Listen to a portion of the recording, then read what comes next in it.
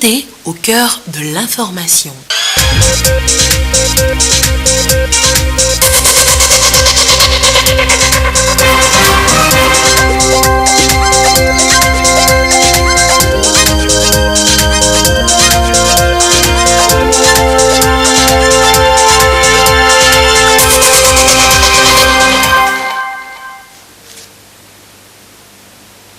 Il est l'heure du journal sur la télévision togolaise. Madame, Monsieur, bonsoir et voici les titres de cette édition.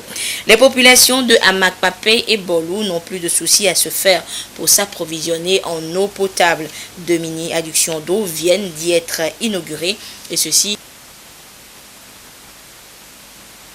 Mais justement, les femmes, ou plutôt les mères, sont célébrées dans les pays francophones. Une occasion d'exprimer de la gratitude à celles-là qui portent la vie. Les échos dans cette édition.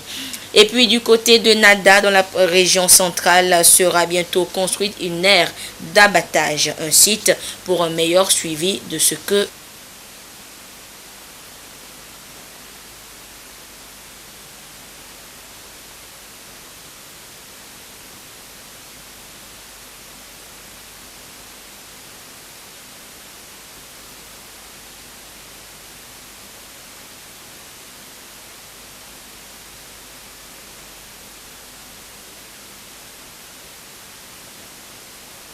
Sergine Raimondo et Carmen Madji à Capo. Aux côtés des mamans pour célébrer la fête des mères. Des cadeaux symboliques ont été octroyés à chaque femme qui a mis au monde son enfant ce 26 mai. C'est un don du chef de l'État qui entend ici exprimer sa reconnaissance aux mères pour la protection et l'amour dont elles font preuve dans leur rôle d'éducatrices et de parents. Que ce soit à l'hôpital de Baie comme au CHR de Thiévier, les mamans ont témoigné leur gratitude au président de la République. Nous disons un sincère merci au président de la République à travers la ministre et que Dieu lui accorde une bonne santé et que l'action soit pérenne. Nous remercions le président de la République, son Excellence Faure Gnassingbé, pour ce cadeau qu'il vient nous faire. Merci pour tous les efforts qu'il fait. Grâce à lui, aujourd'hui, il n'y a plus la mortalité des femmes qui accouchent.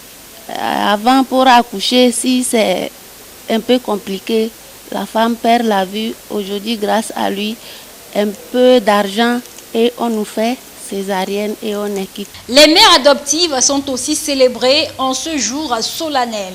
Au village d'enfants SOS par exemple, Madame Sanvi Immaculée est maman de la Maison Lumière. Elle a à sa charge 9 enfants à qui elle donne amour et attention. Je fais ce travail il y a 11 ans. Chaque matin quand on se lève, on fait notre prière et puis tout le monde, tous les enfants vont à leur travail.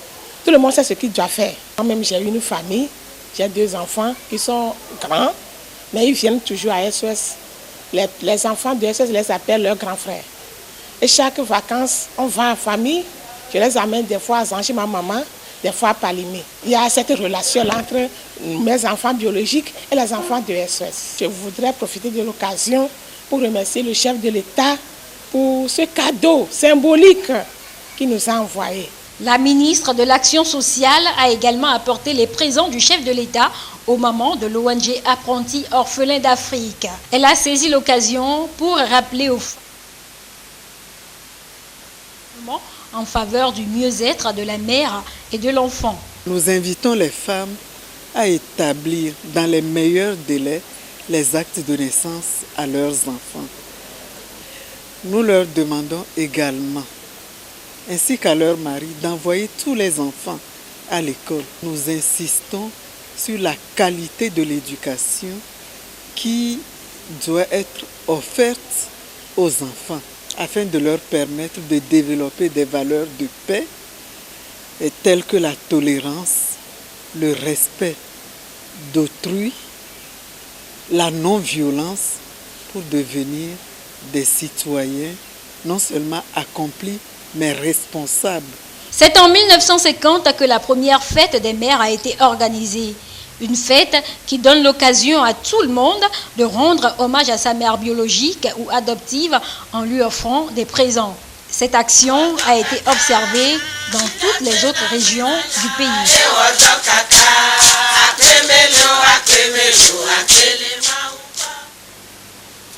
Et les fidèles catholiques de la communauté Mère Divine Amour ont eux aussi fêté la mère ce dimanche. Et c'était du côté du Palais des Congrès de Lomé. Nous y reviendrons dans le courant de cette édition.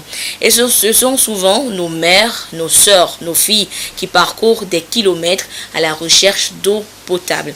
Eh bien, celles des localités de Damakpapé et Bolou Agbadome ont le sourire depuis quelques jours.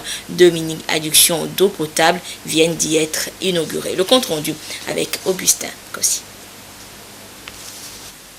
Désormais, le chemin du robinet, après tant d'années de corvée liées à l'eau potable. Ici, à Bolou Agbadome, dans la préfecture de Zior, cette denrée vitale était vraiment rare.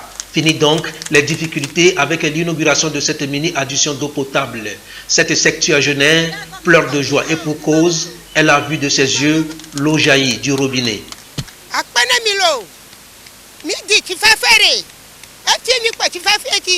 Nous disons merci aux autorités. Nous avons tant cherché l'eau. C'est l'eau potable que nous voulons ici et nous l'avons trouvée. Grand merci au chef de l'État et à tout son gouvernement.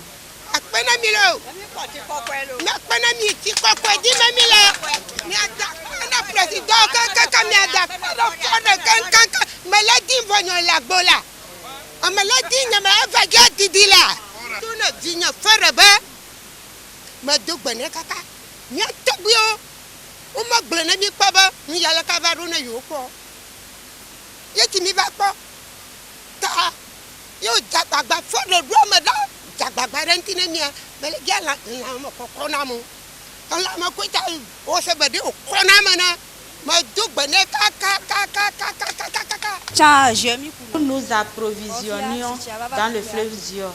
Maintenant que nous avons l'eau potable à portée de main, nous sommes sauvés. L'ouvrage est justement réalisé par le gouvernement togolais pour répondre aux besoins de rapprochement des infrastructures socio-économiques de base des populations. À Makpapé, dans la préfecture de Hao. Dans cette localité de plus de 4400 habitants, cette infrastructure hydraulique est également mise en place pour satisfaire les populations. Elle est réalisée par l'entreprise Midnet Soon dans les règles de l'art au bénéfice des populations.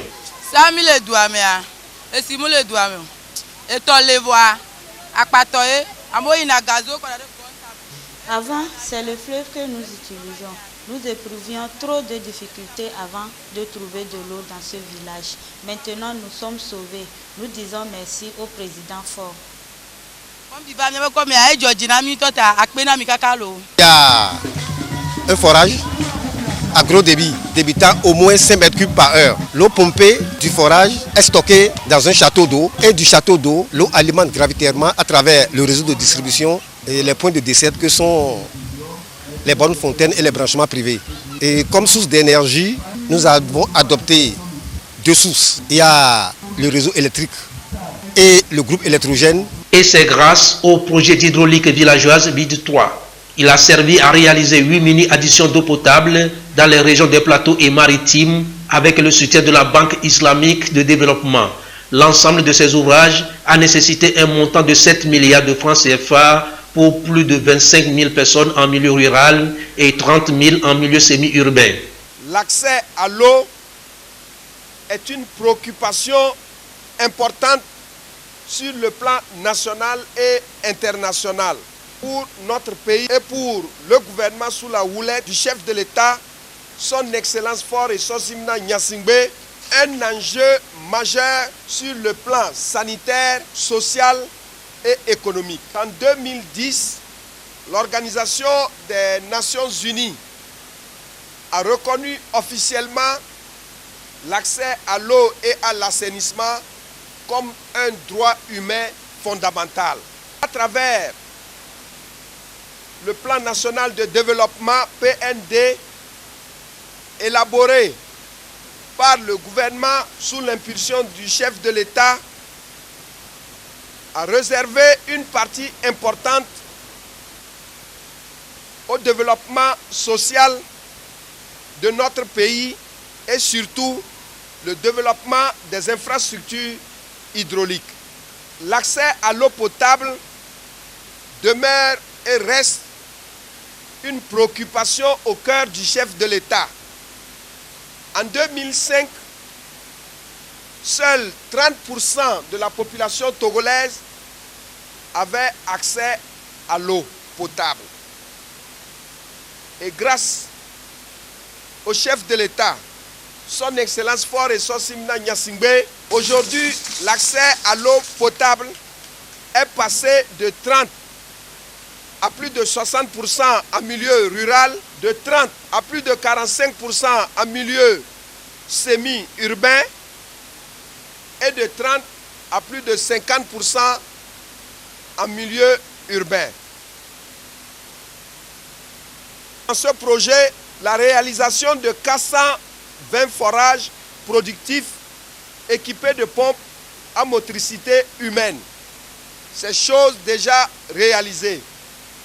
Il s'agit également de la réhabilitation de 100 anciens forages. Il s'agit également de la construction de 60 latrines communautaires et prioritairement installées dans les établissements scolaires. Il s'agit enfin de la réalisation de 8 mini-addictions d'eau, dont 5 dans la région des plateaux et 3 dans la région maritime. 22 autres mini-additions d'eau potable ont été construites dans la région maritime à travers le projet PEA-OMD financé par l'Union européenne. La volonté politique du gouvernement est d'atteindre d'ici à 2030 100% de dessettes en eau potable dans toutes les localités du pays. Je vous le disais donc, ce 26 mai, les femmes, les mères sont célébrées et c'est le calvaire justement des femmes révélé dans un documentaire qui a valu le premier prix à Augustin Kossi au concours lauréat du journalisme d'impact. Les premiers et deuxièmes prix de ce concours catégorie télé ont été remportés cette année encore par nos confrères de la télévision togolaise. Le compte rendu de la soirée avec Esther Laclé. Le professionnalisme de la télévision togolaise, une fois encore primé. Pour la deuxième fois consécutive, les 2 premiers prix de la catégorie télévision de lauréat de journalisme d'impact au Togo ont été raflés par les journalistes de la télévision togolaise. Le chef-d'œuvre, le voici. Une enquête sur la problématique de l'accès de la femme à la terre. Un document de Augustin Kossi qui a retenu l'attention du jury. Porté au pinacle, le lauréat dédie sa distinction à la télévision togolaise.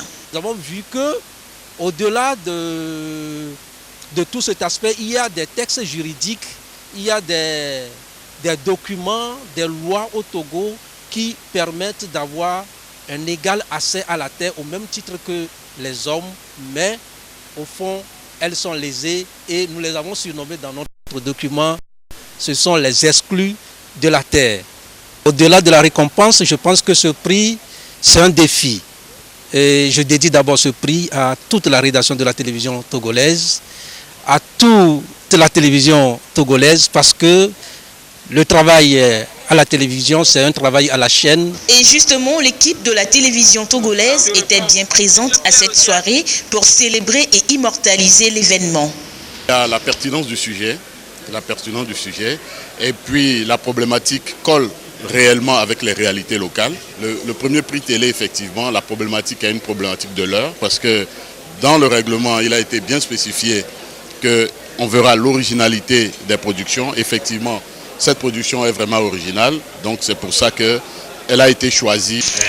Pierre Soussoupa, journaliste à la télévision togolaise, est le 2e lauréat catégorie télévision. Nous avons travaillé sur l'environnement à travers le projet de gestion intégrée des catastrophes et des terres PGCT. Ce projet qui a été mis en œuvre, qui s'est achevé il y a bientôt 1 an. Nous étions retournés sur le terrain pour voir concrètement ce que ce projet a apporté dans le quotidien des bénéficiaires, notamment dans les zones menacées, soit par l'érosion, ou soit par les vents. Nous avons été par exemple dans la commune de Bassar, où la population est presque menacée dans un village, elle est menacée de disparition. À travers le PGCT, cette population est arrivée à faire des balises, des constructions qui ont permis au village, enfin, de sauver le village en fait. Et ça, nous avions trouvé que c'était du concret. Au total, 15 journalistes des catégories presse écrite et en ligne, radiodiffusion et télévision ont été récompensés lors de cette soirée gala. Yves Aounion de la radio Pyramide FM est sacré meilleur de la catégorie radio et c'est les larmes aux yeux que Charles Gadier de Focus Info, premier de la catégorie presse écrite et en ligne, a reçu sa gratification. C'est la concrétisation d'une passion, de l'engagement et de notre volonté de faire un travail de qualité et aussi de travailler avec des gens de qualité. Il y a un village à Gbodjomé qui s'appelle Akpagli qui a été totalement englouti par la mer. Et au bord, dans ce village, il y a une seule maison qui tient debout. Et cette maison appartient à un Togolais qui vit au Sénégal, qui est géotechnicien et qui a initié une technique pour se protéger contre les vagues. Et c'est cette technique que j'ai voulu mettre en exergue. Le choix a été fait par un jury composé de professionnels de médias. Professionnalisme, responsabilité, éthique et excellence ont permis de départager les concurrents. Il y a beaucoup de productions qui répondent à ces critères, quand bien même au niveau de l'écriture journalistique, il y a eu quelques défaillances. Donc on a essayé de faire des annotations qu'on a essayé de confondre au niveau du jury avec des séances plénières. Donc tous les membres du jury ont eu à évaluer individuellement les productions et après on a fait une mise en commun pour pouvoir dégager les plus méritants. Les lauriers du journalisme d'impact est à sa 2e édition. L'initiative encourage et récompense les journalistes qui adhèrent aux normes professionnelles du métier. Une cérémonie de remise déroulée en présence du ministre de la Communication, Fouli Bazi-Katari. Concours organisé par l'ambassade des États-Unis d'Amérique, l'ambassade de France et le programme des Nations Unies pour le développement. On est absolument satisfait des résultats du jury. Dans un premier temps, c'est vraiment pour susciter, encourager les gens à participer. Au fur et à mesure, on va être beaucoup plus élitiste et beaucoup plus sélectif.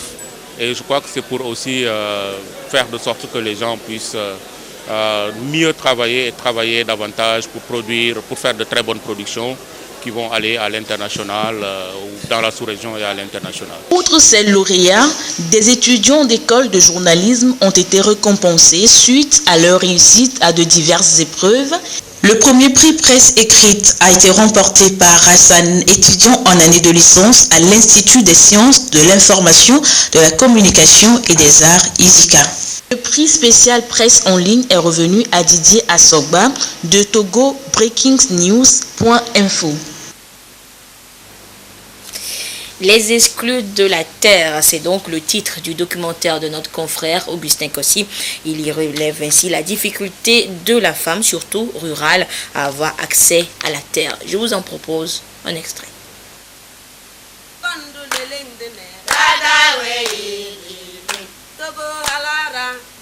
Les femmes, un potentiel humain au service du développement agricole au Togo. Elles représentent 51,2% de la population rurale selon les résultats du dernier recensement national de l'agriculture. Alors que 51,1% de la population agricole sont de sexe féminin, la population active agricole, elle, est largement féminine avec un taux de 53,3%. Mais malheureusement, l'accès à la terre constitue pour elles la croix et la bannière.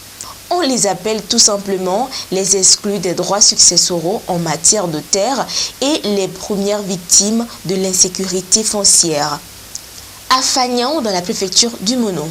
Ici, donner la terre à la femme en tant qu'héritage est un tabou. Les litiges deviennent tellement récurrents au point que le préfet a dû se faire entourer d'un collège de géomètres, de chefs traditionnels pour mieux contrôler la situation. C'est sûr aussi maintenant que dans chaque quartier, qu'il y ait des chefs de quartier. Ces chefs de quartier sont proches à leur famille, à ces familles-là. Relaient, n'est-ce pas, l'information à leur chef de village. Le chef de village leur renvoie au chef de canton qui vient à nous. Ici, dans le canton d'Amosime, dans la préfecture de Yotor, les victimes sont nombreuses. Adizou Houin est à la fois orpheline et veuve. Jusqu'ici, elle n'a bénéficié d'aucun de ses droits.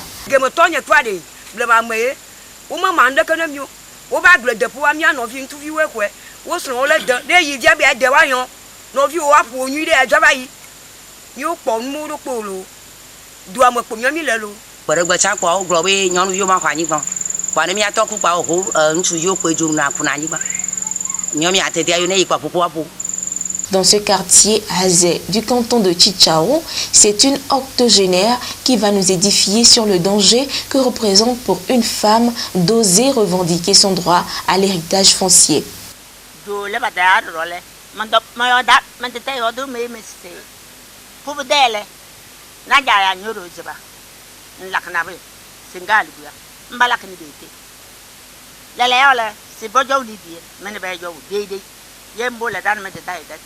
Dans la famille, un chef de famille meurt et qu'on veut partager, on veut partager les portions de terre.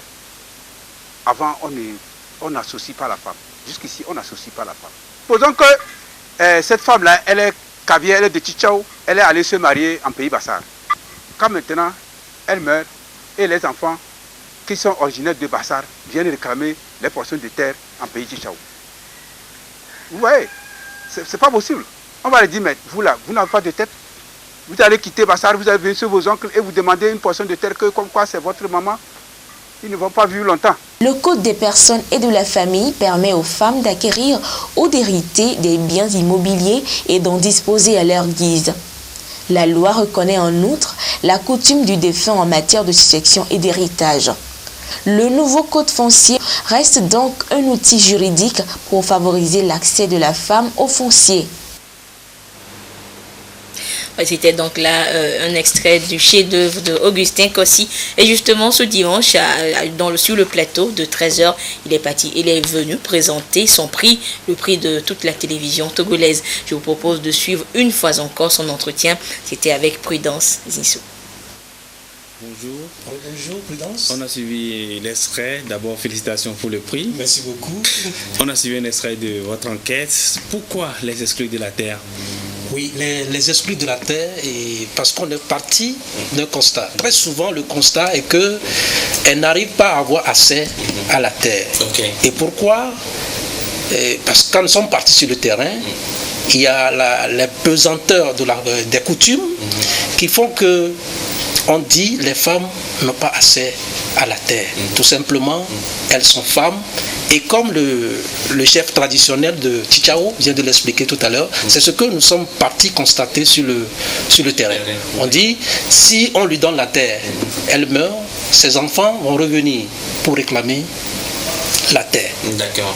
Alors que elle et ses enfants sont d'une autre famille et d'une autre localité, que ce n'est pas possible. Mais quand on donne la terre aux garçons, les garçons sont là, et ils sont dans la localité, plutôt, et puis même s'ils font des enfants, les enfants vont encore hériter les mêmes terrains et que le terrain reste toujours pour la localité. Mais la femme, dans tous les constats, elles n'ont pas accès à la terre.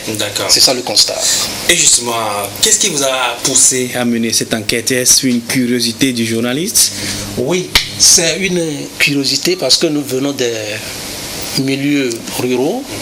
Nous avons vécu les mêmes situations dans nos villages respectifs. Mais je me suis dit, aujourd'hui, il y a le code de la famille et des personnes au Togo qui concède à la femme les mêmes droits d'accès à la terre que les hommes. Le nouveau code foncier domanial également consacre des dispositions qui donne accès à la terre aux femmes au même titre que les hommes. Maintenant, est-ce pas ignorance que ces femmes n'osent pas revendiquer leur droit d'accès à la terre, ou bien c'est pas méconnaissance de l'existence de ces dispositifs juridicaux et légaux? D'accord. D'accord. Alors, dans vos travaux de recherche, vous avez particulièrement mis l'accent sur certaines préfectures du Togo. Pourquoi? Juste parce que on peut faire toutes les régions du Togo, mais il n'y a pas de moyens. Donc nous nous sommes dit que la région maritime et la région de la Kara sont suffisamment représentatives de la population togolaise. Donc nous avons choisi 2 préfectures dans la région maritime, à savoir la préfecture du Bamounou et de Yoto. Et nous sommes partis aussi au niveau de la région de la Kara. Nous avons choisi également 2 préfectures, la préfecture de la Kosa et la préfecture d'Assoli, et pour faire notre enquête. Et que nous nous sommes dit, c'est suffisamment représentatif ces 2 régions. Oui. D'accord. Et vous avez dédié spécialement ce prix à la télévision togolaise? Bien sûr. Tel que je l'avais dit dans l'interview, le travail de la télé, c'est une chaîne. Et je profite en même temps encore pour dire merci à toute la rédaction de la télévision togolaise, à nos chefs, aux directeurs, ceux qui nous motivent. Oui. Sans eux, nous n'allons pratiquement rien faire. À toute l'équipe technique qui nous a accompagnés, qui nous a aidés, qui nous a fourni les belles images que nous avons vues tout à l'heure. Nous disons merci à tout ce monde-là, surtout aux chefs, aux directeurs de la télévision togolaise. Nous leur disons merci. Merci Augustin Kossi, premier prix de lauréat du concours du journalisme d'impact, 2e édition. Encore félicitations à toi et bon vent. Merci beaucoup. Augustin Kossi, donc lauréat du premier prix du concours laurier de journalisme d'impact catégorie télé, et le 2e prix a été remporté par Pierre Soussoupo, tous 2 donc de la télévision togolaise. C'est un offre de soulagement pour les petites et moyennes entreprises et industries. Elles reçoivent un coup de pouce de la Banque centrale des États de l'Afrique de l'Ouest, BCEAO. Un dispositif PME a été mis en place pour les accompagner financièrement et sur le plan managérial. La démarche devra donc aider ces entreprises à mieux soutenir l'économie togolaise. Comment fonctionne le dispositif? Carmen Madji Akapo nous répond. Son large tissu de PME-PMI crée de l'emploi et de la richesse, mais toutes n'ont pas la chance de connaître une forte croissance. Certaines sont sur un marché porteur, mais faute de financement bancaire très compliqué à obtenir, elles sont parfois contraintes de fermer. Des dispositifs régionaux existent pourtant, mais sont souvent méconnus. Seulement 97 PME-PMI ont bénéficié depuis 1 an des mesures incitatives accordées par la BCEAO. La Banque centrale des États de l'Afrique de l'Ouest a lancé le 30 juillet 2018 le dispositif PME. L'objectif est de soutenir financièrement les PME-PMI afin de parvenir à une masse critique de sociétés performantes. En favorisant l'accès aux prêts, ces sociétés peuvent à la fois créer de l'emploi et participer à l'accroissement du PIB. La Banque centrale s'est engagée à jouer sa partition pour le succès de cette initiative. Il n'y a pas de plafond. Tout crédit qu'une banque accordera à une PME éligible pourra faire l'objet d'un refinancement. Ce programme s'adresse aux entreprises non financières qui obéissent à certaines caractéristiques telles que être une entreprise autonome, productrice de biens et services marchands, immatriculée au registre du commerce et du crédit immobilier ou à tout autre registre équivalent. Avoir un chiffre d'affaires hors taxe annuel n'excédant pas 1 milliard de francs CFA, se conformer à l'obligation légale de produire des états financiers selon les dispositifs en vigueur et être suivi par une structure d'appui et d'encadrement. Cet appui à la promotion des PME est prévu à travers notamment l'amélioration de l'environnement des affaires, un encadrement plus efficace des PME-PMI, le refinancement par la BCEAO des créances bancaires sur les entreprises éligibles et la diversification des instruments financiers adaptés à leur financement. Une aire d'abattage sera bientôt construite à Sokodé, précisément dans la localité de Nada. Et c'est le ministre en charge de la production animale et halieutique qui a procédé à la remise officielle du site sur lequel sera bientôt construite donc cette infrastructure. Le compte rendu avec la marque Bodjona sur place. Ce premier coup de pioche à Nada dans la préfecture de Tchaoudjo du ministre de l'Agriculture, de la Production animale et halieutique donne le temps des travaux de construction d'une aire d'abattage pour les populations de Sokodé et de ses environs.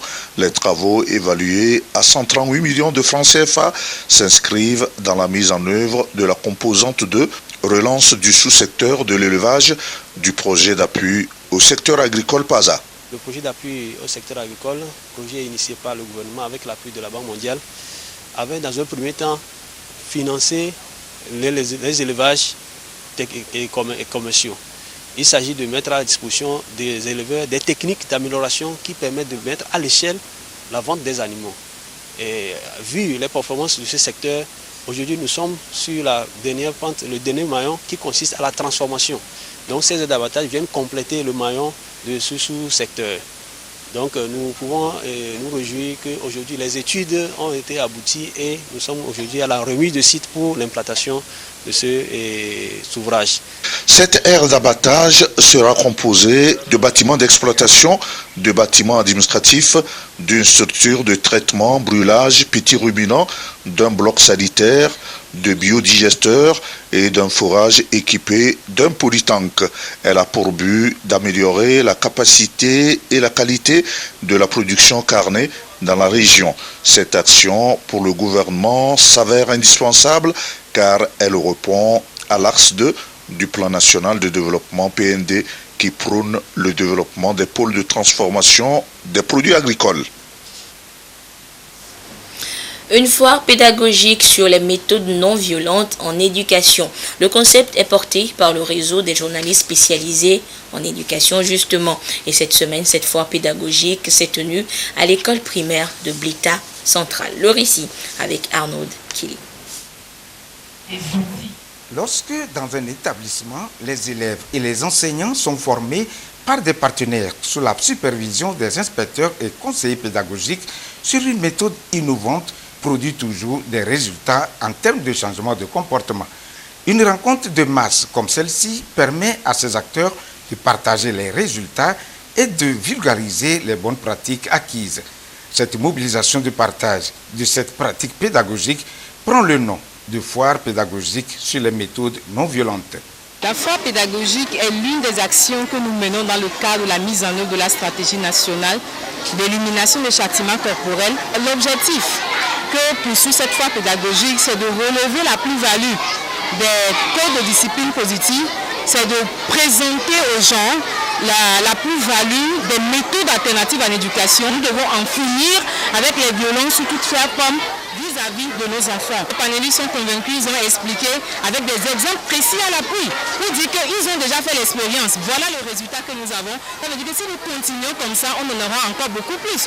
Cette innovation dans l'éducation non violente dans cette école a été possible grâce au projet Éducation sensible au genre et sans violence de Plan Togo qui a permis d'élaborer le document de stratégie nationale d'élimination des châtiments corporels. C'est une activité d'influence et nous nous disons que lorsque cette activité est reçue, ça veut dire que ce plan soit dans une zone ou pas, on pourra l'intégrer aux pratiques pédagogiques. L'activité est innovante, c'est la première fois que le réseau nous a aidé vraiment à la dérouler sur le terrain. Et en croire les panélistes, je pense que la culture de la non-violence est en train de s'installer dans les activités pédagogiques. Vous avez vu le témoignage des enfants, le témoignage des élèves et le témoignage des enseignants et du corps d'encadrement. Ça veut dire qu'un travail a été fait et nous sommes sûrs que d'ici 2 ans ou bien 3 ans, nous allons vraiment constater ces fruits-là. Fiers des résultats sur les élèves, enseignants et parents, les autorités administratives s'en félicitent et encouragent les acteurs. Cette foire, à travers les 3 stands présentés de façon excellente, nous comprenons qu'en appliquant cette méthode non violente dans les établissements, les résultats sont beaucoup plus en faveur, surtout des filles, et sans oublier naturellement les garçons. Donc nous avons une très bonne impression de cette méthode d'éducation non violente. Cette foire pédagogique a permis aux panélistes répartis en 3 stands de répondre aux questions des participants afin de mieux les outiller sur la problématique. Le mouvement des jeunes sans frontières pour le développement du Togo vient d'être porté sur les fonds baptismaux ce dimanche après-midi. Le mouvement entend apporter sa contribution pour véhiculer les valeurs et les idéaux du parti UNIR, Union pour la République. Il veut également œuvrer à la consolidation de la paix et du vivre ensemble dans notre pays. Vous découvrirez le visage des membres de ce jeune mouvement dans nos prochaines éditions. Le rappeur togolais Picalouz entre dans la cour des grands avec un tout premier album dénommé Climalore, un album de 24 titres dont 2 bonus qui traitent tous de tous les sujets relatifs à la société dans laquelle nous vivons aujourd'hui. Nous découvrons cet album avec Lucky Assi. Des fans en liesse, impatients d'accueillir le tout premier opus musical de leur artiste Picalouz. Révélation au All Music Award 2017, l'artiste fait définitivement son entrée dans la cour des grands avec son premier album, Climalore. Un album de 24 titres dans lequel Picalouz aborde divers thèmes de la société dans un style non figé.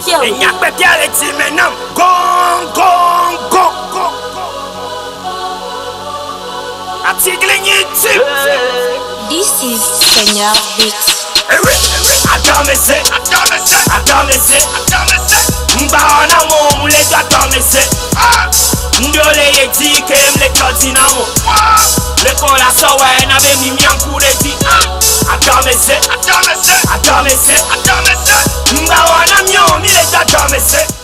Climalore, ça relativise avec la société, tout ce qui nous hante de nos jours, que les mots et aussi les solutions, les jeunes, les conseils, l'amour, Dieu. Climalore, ça veut dire que beaucoup de gens m'ont critiqué quand je suis entré dans le game hip-hop togolais, comme quoi peut-être que je ne vais pas aller de l'avant, parce qu'il y avait des gens qui m'ont dévancé, qui n'ont pas réussi et tout. Donc là, même moi j'ai une foi. Alors je me suis dit non, moi je suis incontournable, je suis imbattable, je suis incassable, je suis insaisissable. Donc c'est pour cela qu'on a donné le titre à l'album Climalore. La musique c'est un don pour moi, c'est un don. Chaque jour que Dieu fait, je me bats pour créer quelque chose de nouveau et tout. Donc c'est pour cela que j'essaie de faire beaucoup de titres et je ne vais jamais oublier cette date-là. En plus c'est mon anniversaire. Véritable bête de scène, Picalouz aime partager son énergie et ses tests poignants avec le public et ses fans. Déjà en 2018, l'un des morceaux phares de cet album, Obena, lui permet de remporter le titre de meilleur rappeur de l'année au Heroes Award.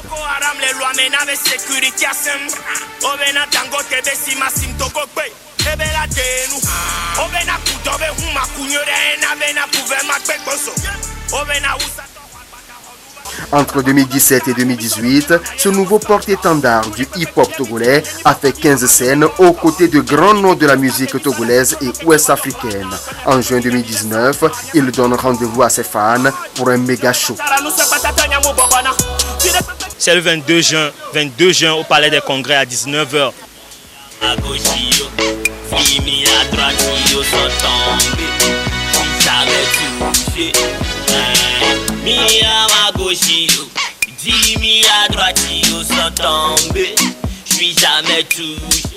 Désireux de porter haut les couleurs du hip-hop togolais, le rappeur Picalouz enregistre en Mina afin de promouvoir sa langue maternelle.